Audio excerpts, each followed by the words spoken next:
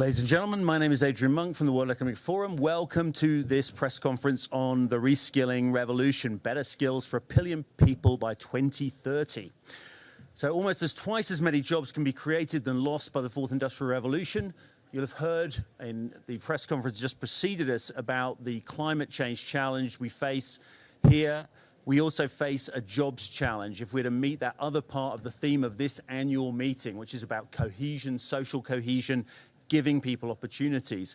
So this press conference is going to explore that and really lay out some quite exciting ways in which we can tackle that issue. I'm delighted to be joined by Sadia Zahidi, who leads the forum's work on this panel, by Ivanka Trump, who's here as co-chair of the American Policy Advisory Workforce Advisory Board, by Mark Benioff, the chairman and co-chief executive of Salesforce, by Peter Hummelgaard, the Minister of Employment from Denmark, and by His Excellency Dr. Hamad Belhoul, Minister of Education from the United Arab Emirates. We're hearing from each of our panelists, and I'm hoping that we get through on Swiss time to get some questions in at the end. I'm going to start by asking Sadia to just lay out for us this reskilling revolution, what she's hoping this project can achieve, skilling up 1 billion people by 2030. Sadia. Thank you, Adrian. As you just mentioned, one of the major aspects of work that we're looking at this meeting is how do we build more social cohesion? Sorry, can we just get your microphone up? Sorry, because How do we build more social cohesion? How do we ensure that people have pathways to social mobility? One of the most important ways to do that is to ensure that people have the right education, the right skills, and the right jobs. And that is what this initiative is all about. Over the last years, we've been doing quite a bit of research on the fourth industrial revolution, on the future of jobs, and it's become very clear that we're not necessarily looking at a negative future in terms of jobs, but what we are looking at is a major shift in terms of the set of skills within each job and the types of jobs that will exist in the future, whether that is in the care economy or the education sector or the IT sector.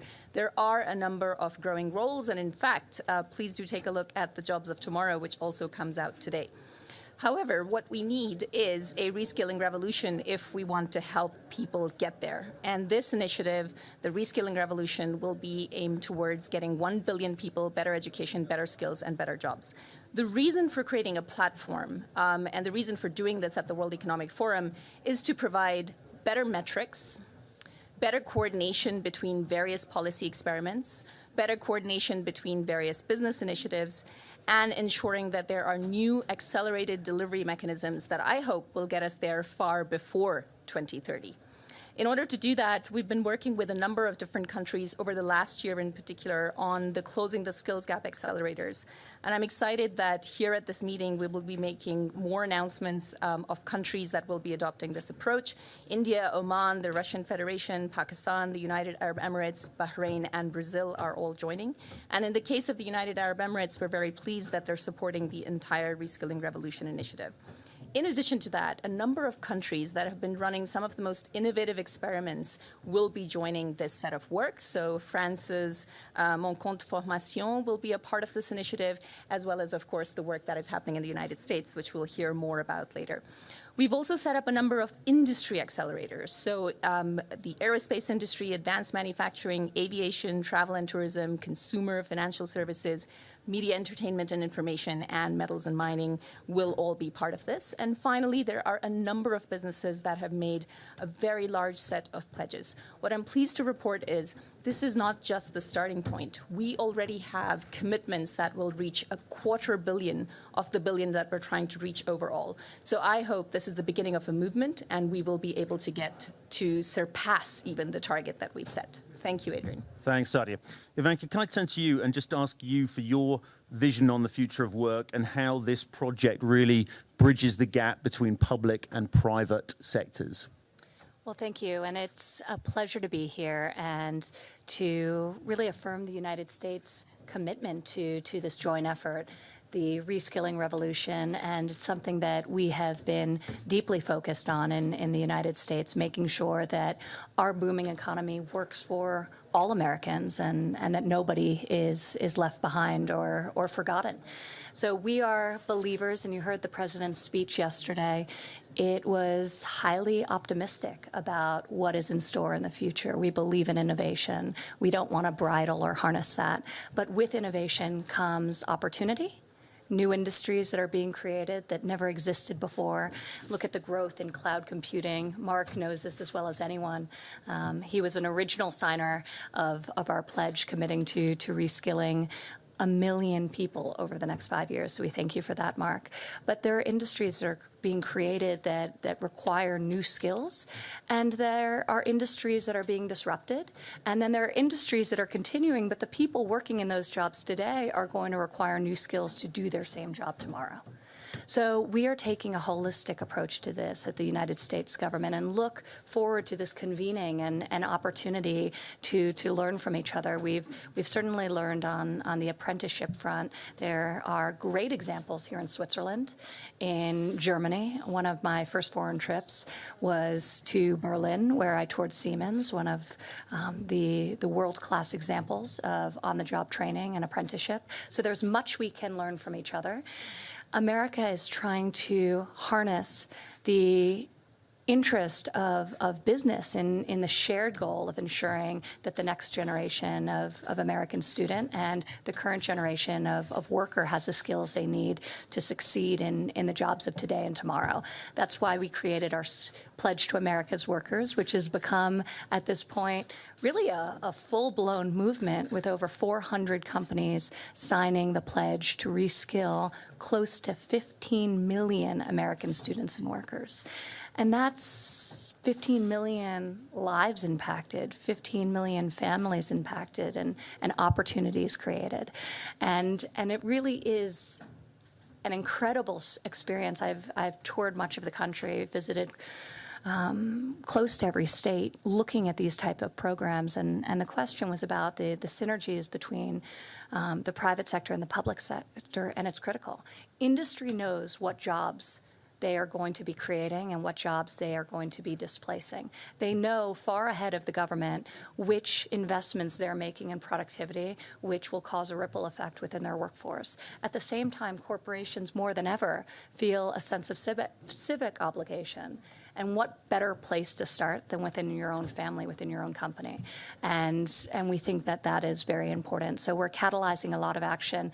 We're also working as a government to create a national workforce strategy for the first time ever, combining 14 federal agencies to come up with a blueprint, not just for rethinking education K through 12, but how do we prioritize 0 to 5, which has been underinvested in, and then also post-22, which very little federal and state funding goes towards, except if it's, really advanced degrees. So how do we start to think about education and learning as a lifelong pursuit, not compartmentalized to a very short period of time in the arc of one's life? So the National Workforce Strategy aims to answer some of those questions. Separately, we've put together a council, an advisory council that has helped informed our work. And we have representatives from state and local governments represented. We have academia represented. We have some of the great entrepreneurs and innovators and largest employers in America,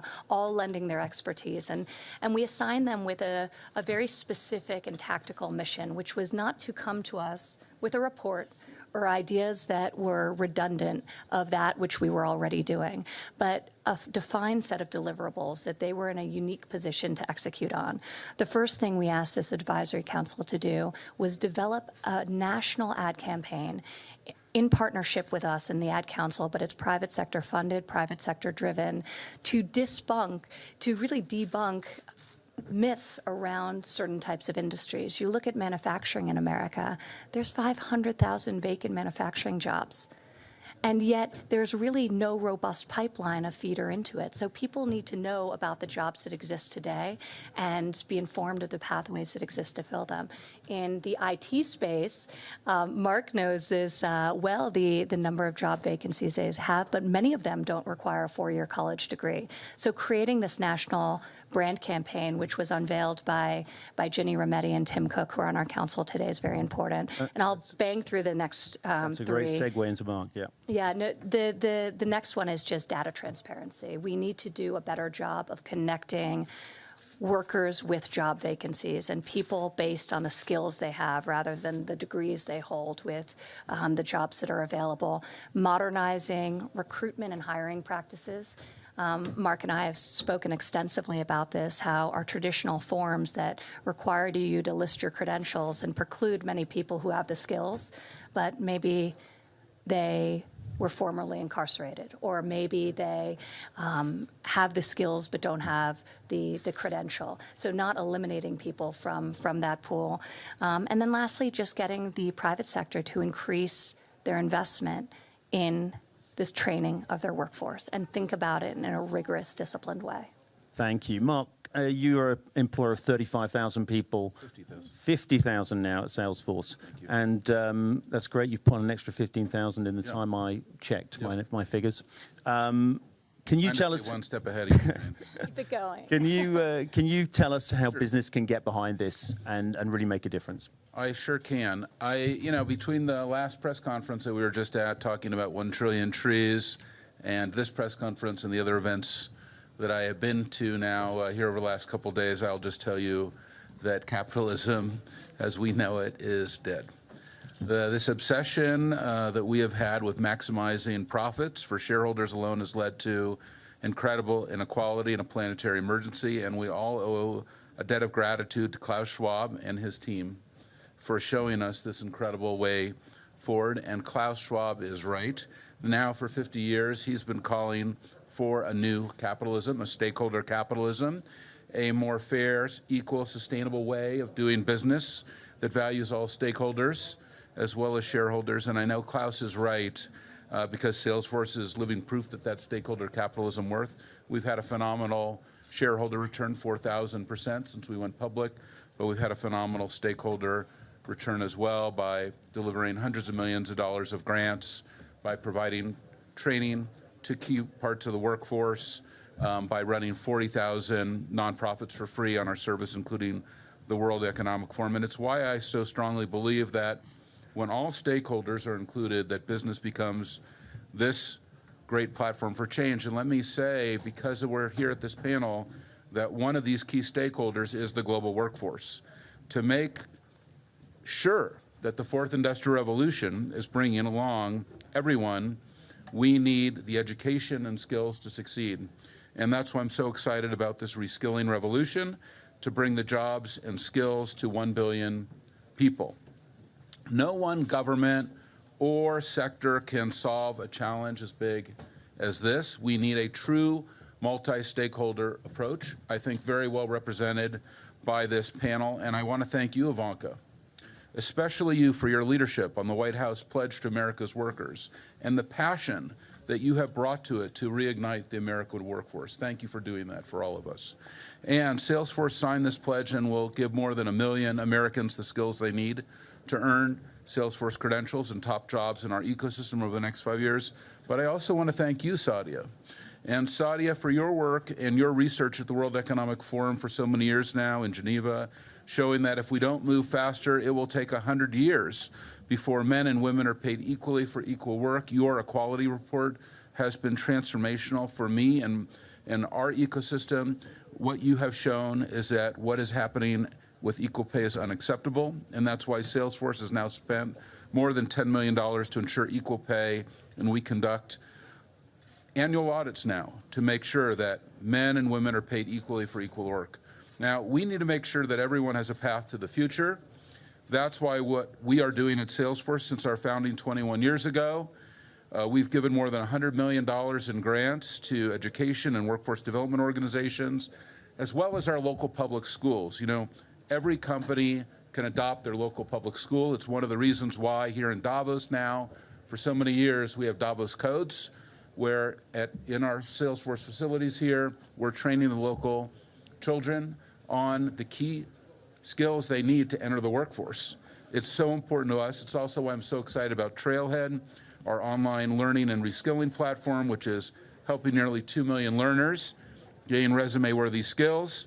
And it's open to everyone in the next 5 years. And we're looking to get 10 million learners on that platform. And these people are incredible trailblazers. They're so inspiring to me.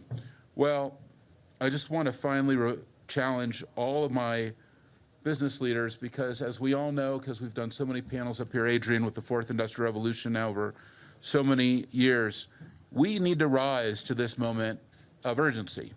We need to act now. If you are attending this conference, you need to commit to job training. If you're attending this conference, you need to commit to reskilling. If you're attending this conference, you also need to commit to our 1 trillion tree initiative, like Ivanka has done in the US government. So thank you again, Ivanka, for that. And that is what we mean by stakeholder capitalism, serving all stakeholders, including the workforce. And that's how business can be the greatest platform of change. Thank you, Adrian. Thank you, Mark. And Peter, as Employment Minister in Denmark, obviously jobs must be right at the top of your agenda. What is the role of government here in this initiative? Well, first of all, I would like to thank the World Economic Forum for this initiative and for all partners taking a share in making this pledge. I think that Mark Benioff is completely correct when he says that capitalism as we know it is dead, or at least it has to be, in the sense that more and more people, thankfully, are recognizing that the threats from growing inequality, from a weakened social contract, is actually also threatening not only our democracies, but also the very foundation of our market economy. So I think this pledge is the right way to go on that approach, because we need to make sure that people in this world has jobs, and not only has jobs, also has jobs that are well paid, where working conditions is good. And that's why we need to invest more in reskilling. And just to give you a couple examples from Denmark, one example is that most of you, I think, would know is Lego, the company Lego, who produces the Lego brick. Most of our kids play with Lego bricks all around the world. It's a little plastic brick. It can basically be produced all over the world. Nevertheless, much of it is still produced in Denmark, although it cheaper could be produced in other parts of the world. And that's because the Lego is investing in their workforce so that the workforce continuously provides in bettering the production, in making sure that that the Lego brick and what can be built from it is more perfected, is more innovative, and so forth. And if we need to make sure that we have jobs for people in the future, we need to make sure that we have a society that is based on a strong social contract, strong social cohesion. Then we also need to invest in our workforce, in upskilling, in reskilling, and in the general education. That's why we support this pledge. Peter, thank you. Ahmed, from your perspective, you're not just Minister for Higher Education, you also have advanced skills in your ministerial portfolio. How do you see this reskilling revolution playing out in the policy sphere, and how will your country get behind it? Sure. Thank you, Adrian. So first of all, I'd like to thank the World Economic Forum for stepping up in reskilling and making it broader. So now we have a revolution reskilling, which includes education. So reskilling is important for existing workforce. It's very difficult for somebody to become unemployed, but unemployed due to economic conditions can be resolved. And we've seen policies like in the US now have the lowest unemployment rates, so we can go back into employment. However, when you're unemployed because of a skill mismatch, that's a whole different game. So not to undermine the efforts in reskilling, but I think we also want to be conscious of not producing students today that will be unemployed citizens in the future. So I commend you again to include education as part of the reskilling platform. And you might ask, what are we doing here as United Arab Emirates? We're still tackling education, basic education. It's no secret here that our scores are one of the lowest. Globally, Africa and the Middle East score lower in TIMSS and PISA. The UAE is improving. We're 35 in TIMSS and 48 in PISA. But I'm here because we want to make reskilling inclusive. Reskilling somebody, a student who has a high academic attainment, is fairly easier than somebody in Africa or the Middle East who comes with a lower foundational base.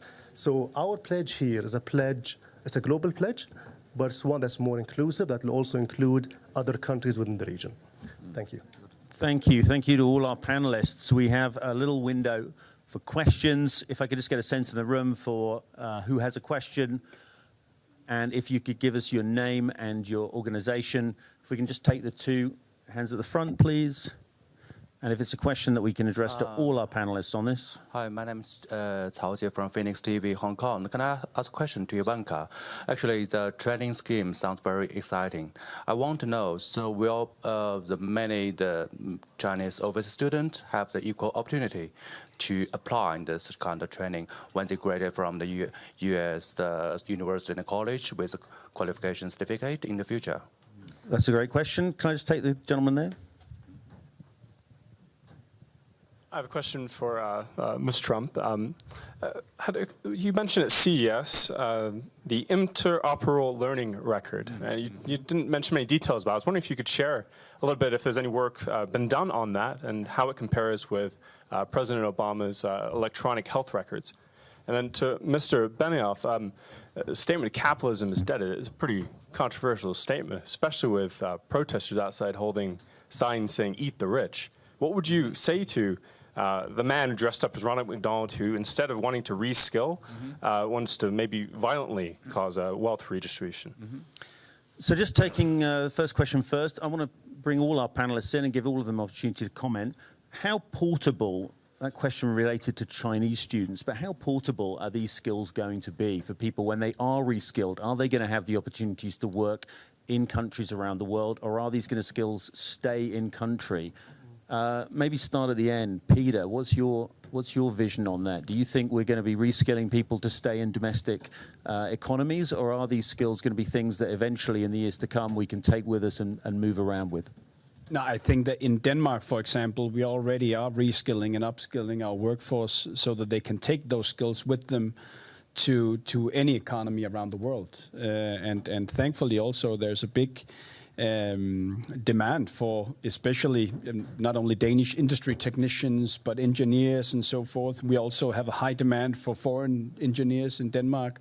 But I think we have to skill and reskill our workforce so that they can take any jobs around the world. However, one of the main challenges we have in Denmark is that we still, although we invest a lot in reskilling and upskilling, we still have a lot of challenges to making sure that many of our workers in the workforce who don't have any skills, who have ended their basic school around 7th grade or 9th grade or something like that, that they actually, in their current jobs, see that in order to maintain their jobs at the current positions, they need to reskill. So we need to find a way to crack the code on how we motivate workers already in the workforce to actually get upskilled. I agree with that completely. I think fundamentally, whether it's domestically or internationally, we have to think about skills-based learning as opposed to purely credentials. In the United States, and this ties into the question about the interoperable learning records, there are over 700,000 different forms of credentials and badges and, of course, degrees, traditional and otherwise. So how do we piece these together and say, well, this is the credential, but these are the underlying skills? Employers care about the skills. So now we are in a much more nimble time where we can leverage technology. We can harness big data to better match the employer and the vacant job with the qualified applicant who may have otherwise been overlooked. So I think there's enormous potential. You mentioned interoperable learning records, and this administration has continued some really great work on that front to really open up the data and allow the private sector to come in and innovate on top of that. We've seen this, and I see Monica from Treasury at the Treasury Department opening up IRS data in a safe, secure way, allowed for the creation of TurboTax. The weather, through NOAA and Commerce, you see all of our weather apps. So we think we can do the same with student data and worker data, and we have a really robust working group, and Mark's part of it, that's a subsection of our advisory board. We have two of the folks on the advisory board who are leading this section. And then we brought in companies like Salesforce and like Workday, credentialing engines to help us think about this in a more holistic way so we can take all of these different pieces and patch it together. Because that's the future. If I have a skill and I'm in a community, even if I have a job, why aren't I being pushed information about job vacancies that match the skill sets that I have? And that's not happening for blue-collar workers in a robust way and in a way that lives up to the potential of what technology today can facilitate. So we've got multiple pilots that we're about to launch, and the private sector is really helping us build this, because building things isn't what we do, but we at the federal government, but we can convene.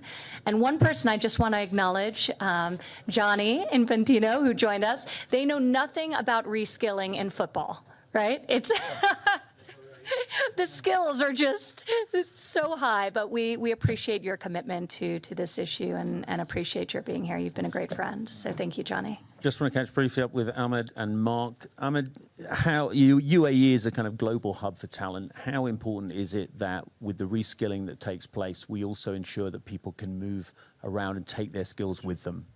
So there is the element of social mobility where you can improve your social status, but also geographic mobility. I've always been asked this question. The United Arab Emirates is a net importer of talent. So we have foreign workers constituting about 85% of our population. And the simple question is, why bother? A company at the end of the day could import talent that's ready today. So we did our research, and we found that even from a pure financial sense, it's actually cheaper and more efficient for companies to retrain their existing employees. And let alone the financial incentives, maintaining that culture of that company is vitally important. So I think on one hand, yes, we do import talent, but we want to reskill that talent. Reskilling includes things like social and cultural awareness. It includes things like tech literacy. So even with that, I think globally, work in an interconnected community, somebody with the right technical skills could work remotely. So that opens up another way of mobility, not physical mobility, but job mobility in a digital space. And Mark, is your declaration kind of outflanking people who say that capitalism is outdated because you're declaring it dead? Well, I've been coming to the World Economic Forum for 18 years, and I'll tell you why I love it. It's because business is the greatest platform for change, but we can only do it through multi-stakeholder dialogue. You have to include everyone. Even at our recent Dreamforce conference, we allowed protesters to speak at our main keynote for 30 seconds. Everybody's voice has to be included. This is one planet, one humanity. Certainly when we look at something like the 1 Trillion Tree Initiative, we can only do that if we bring everybody in. Activists have to be included, spiritual leaders have to be included, government leaders have to be included, business leaders have to be included, Native people leaders have to be included. And if we try to divide ourselves, then we will never achieve our goals. We can only achieve our goals when we unite ourselves and when we come together as one, because that is who we truly are.